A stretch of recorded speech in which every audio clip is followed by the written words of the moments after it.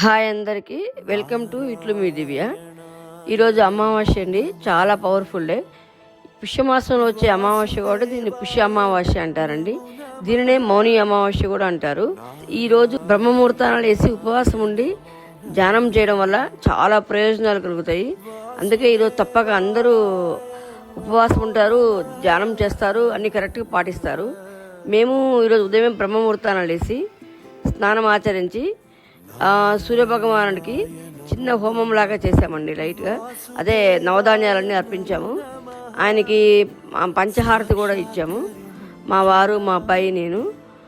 ఈరోజు మౌని అమావాస్య అని ఎందుకు పిలుస్తారంటే, ఋషులు మౌనం ఉంటే చాలా మంచిదని ఈరోజు ఋషులు సాధువులు మౌనవ్రతం పాటిస్తారు.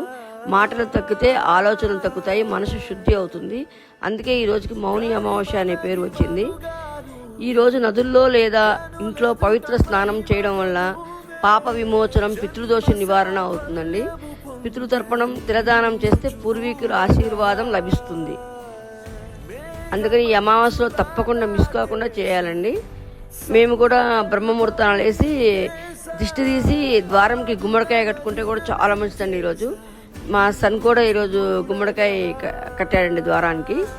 ఇలా చేయడం వల్ల అమావాస్యలో చాలా మంచిది. ఈరోజు ఎంత మౌనంగా ఉంటే అంత మంచిదండి.